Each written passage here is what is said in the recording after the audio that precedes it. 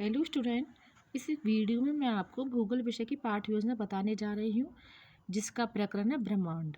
तो देख लीजिए, सबसे पहले दिनांक, कक्षा, विद्यालय, विषय, पाठ क्रमांक, प्रस्तुत पाठ सहित अब तक पढ़ाए गए पाठों की संख्या और पाठ्य प्रकरण। अब सबसे पहले ये फॉर्मेट हम बनाएंगे। उद्देश्य, अपेक्षित, व्यवहारगत परिवर्तन। पहला उद्देश्य है ज्ञान, छात्रों को ब्रह्मांड के बारे में ज्ञान करवाना। अपेक्षित व्यवहारगत परिवर्तन में देखेंगे हम, पहला पॉइंट है छात्र ब्रह्मांड से संबंधित अवधारणाओं का प्रत्यास्मरण कर सकेंगे। छात्र ब्रह्मांड से संबंधित अवधारणाओं का प्रत्यभिज्ञान प्राप्त कर सकेंगे। दूसरा उद्देश्य अवबोध, छात्रों को ब्रह्मांड से संबंधित तथ्यों का अवबोध करवाना। अब अपेक्षित व्यवहारगत परिवर्तन में पहला लिखेंगे छात्र ब्रह्मांड से संबंधित तथ्यों का अवबोध कर सकेंगे। छात्र ब्रह्मांड से संबंधित तथ्यों की व्याख्या कर सकेंगे। अब तीसरा उद्देश्य है ज्ञान उपयोग, छात्रों को ब्रह्मांड के बारे में सीखे हुए ज्ञान का उपयोग करवाना। अपेक्षित व्यवहारगत परिवर्तन में देखते हैं, पहला है छात्र ब्रह्मांड के बारे में सीखे गए ज्ञान का उपयोग दैनिक जीवन में कर सकेंगे। छात्र ब्रह्मांड के बारे में सीखे हुए ज्ञान का उपयोग दैनिक जीवन में कर सकेंगे। फिर है चौथा कौशल, छात्रों को ब्रह्मांड से संबंधित तथ्यों के बारे में कुशलता विकसित करवाना। अपेक्षित व्यवहारगत परिवर्तन में लिखेंगे, पहला पॉइंट है छात्र ब्रह्मांड से संबंधित तथ्यों के बारे में कुशलता विकसित कर सकेंगे। छात्र ब्रह्मांड से संबंधित चित्र चार्ट पर बना सकेंगे। अगला उद्देश्य अभिरुचि, छात्रों को ब्रह्मांड से संबंधित तथ्यों के बारे में रुचि विकसित करवाना। अपेक्षित व्यवहारगत परिवर्तन में पहला पॉइंट है छात्र ब्रह्मांड से संबंधित तथ्यों के बारे में रुचि ले सकेंगे। छात्र ब्रह्मांड को जानने में रुचि ले सकेंगे। अगला उद्देश्य अभिवृत्ति, छात्रों को ब्रह्मांड से संबंधित तथ्यों के बारे में सकारात्मक दृष्टिकोण विकसित करवाना। अपेक्षित व्यवहारगत परिवर्तन में पहला पॉइंट है छात्र ब्रह्मांड से संबंधित तथ्यों के बारे में सकारात्मक दृष्टिकोण विकसित कर सकेंगे। दूसरा, छात्र ब्रह्मांड से संबंधित तथ्यों के बारे में विश्वसनीय दृष्टिकोण विकसित कर सकेंगे। अब देखते हैं सहायक सामग्री में है चार्ट, लपेट फलक, संकेतक तथा अन्य शिक्षण उपयोगी सहायक शिक्षण सामग्री इत्यादि।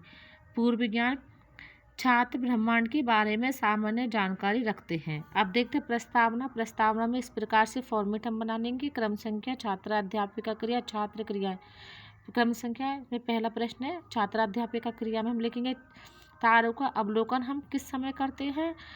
छात्र क्रिया में लिखेंगे रात के समय। दूसरा प्रश्न है रात के समय हमें आसमान में सबसे चमकीला प्रतीत होता है। छात्र क्रिया में लिखेंगे चंद्रमा। तीसरा प्रश्न है तारों और चंद्रमा में हमें कौन बड़ा प्रतीत होता है। छात्र क्रिया में लिखेंगे चंद्रमा। चौथा प्रश्न है चंद्रमा, तारे और अन्य खगोलीय पिंड आसमान में जिस विशाल क्षेत्र में स्थित है वह क्या कहलाता है। छात्र क्रिया में लिखेंगे ब्रह्मांड। अगला प्रश्न है ब्रह्मांड के बारे में आप क्या जानते हैं, ये हो जाएगा समस्यात्मक। अब देखते हैं उद्देश्य कथन, आज हम ब्रह्मांड के बारे में विस्तार से अध्ययन करेंगे। अब आगे देख लीजिए, इस प्रकार से फॉर्मेट हम बना लेंगे। शिक्षण बिंदु, छात्राध्यापिका क्रिया, छात्र क्रिया, विधि प्रविधि, सहायक सामग्री और शामपट्ट कार्य। अब शिक्षण बिंदु पहला है ब्रह्मांड। छात्राध्यापिका क्रिया में हम विकासात्मक प्रश्न लिखेंगे जिसमें पहला प्रश्न है अंतरिक्ष का विस्तार कितना है। छात्र क्रिया में लिखेंगे असीमित है। दूसरा प्रश्न है खगोलीय पिंड किसमें है। छात्र क्रिया में लिखेंगे अंतरिक्ष में। तीसरा प्रश्न है अंतरिक्ष में असीम फैलाव में कितने खगोलीय पिंड हैं। छात्र क्रिया में लिखेंगे अनगिनत। चौथा प्रश्न है अंतरिक्ष में और क्या है। छात्र क्रिया में लिखेंगे ब्रह्मांड। पांचवा प्रश्न है ब्रह्मांड का निर्माण कैसे हुआ, ये हो जाएगा अस्पष्ट। विधि प्रविधि में लिखेंगे प्रश्नोत्तर विधि। अब देखते हैं छात्रा अध्यापिका कथन, जो छात्रा अध्यापिका क्रिया में लिखा जाएगा अनगिनत आकाश गंगाओं के समूह को ब्रह्मांड कहते हैं। वर्तमान में ब्रह्मांड की उत्पत्ति संबंधी सर्वमान्य सिद्धांत बिग बैंग है, जिसके अनुसार आज से 137 अरब वर्ष पहले एक बृहत प्रभावशाली विस्फोट हुआ। विस्फोट के बाद ब्रह्मांड और खगोलीय पिंडों की उत्पत्ति हुई। छात्र क्या लिखेंगे, छात्र ध्यानपूर्वक सुनेंगे। विधि प्रविधि में आ जाएगा व्याख्या विधि। अब देखते हैं शामपट्ट कार्य, शामपट्ट सार में लिखेंगे अनगिनत आकाश गंगाओं के समूह को ब्रह्मांड कहते हैं। अब देख लीजिए, इस प्रकार का हम चित्र सहायक सामग्री में लगा लेंगे बिग बैग का सिद्धांत। इसका आप स्क्रीनशॉट भी ले सकते हैं। अब शिक्षण बिंदु में दूसरा शिक्षण बिंदु है आकाश गंगा। अब विकासात्मक प्रश्न हम छात्र अध्यापिका क्रिया में लिखेंगे, जिसमें पहला प्रश्न है प्रस्तुत चित्र किसका है? आकाशगंगा का। सहायक सामग्री में आकाशगंगा का चित्र लगा देंगे। दूसरा प्रश्न है हमारा ब्रह्मांड कैसे बना है? छात्र क्रिया में लिखेंगे अनेक आकाश गंगाओं से मिलकर। तीसरा प्रश्न है प्राचीन भारत में किसकी कल्पना आकाश में प्रकाश की नदी से की गई है? आकाशगंगा। चौथा प्रश्न है आकाशगंगा किसे कहते हैं? ये हो जाएगा अस्पष्ट।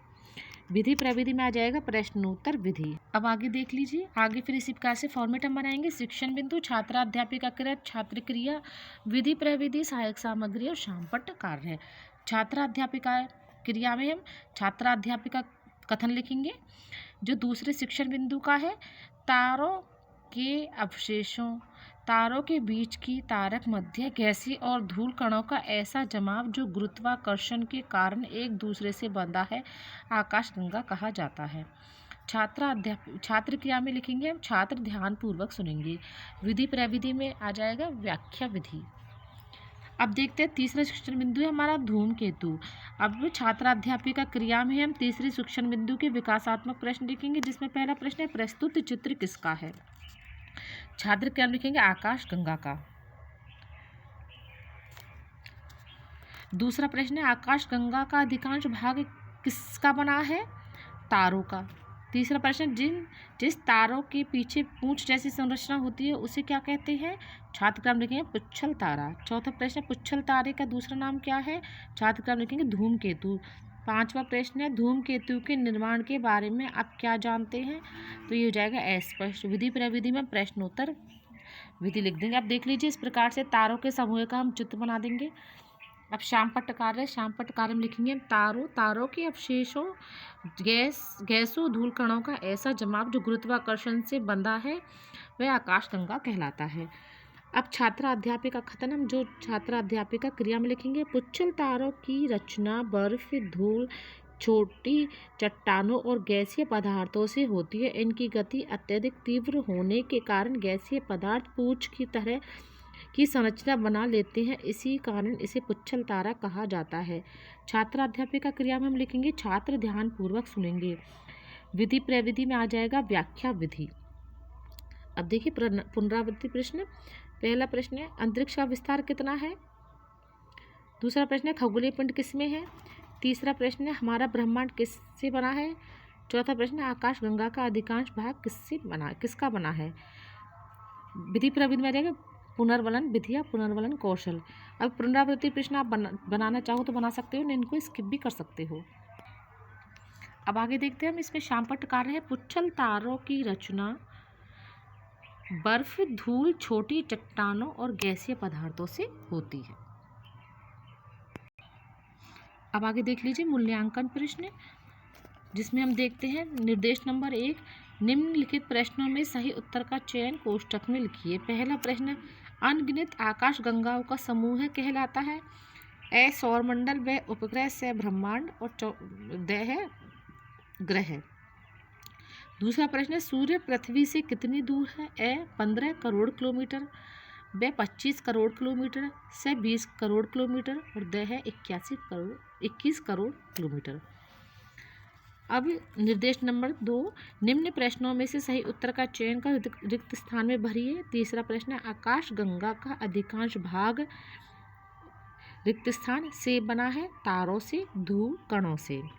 चौथा प्रश्न जिस तारे की पूंछ जैसी संरचना होती है उसे कहते हैं ध्रुव तारा या पुच्छल तारा। निर्देश निम्न प्रश्नों के उत्तर एक पंक्ति में दीजिए। पांचवा प्रश्न पुच्छल तारे का दूसरा नाम क्या है?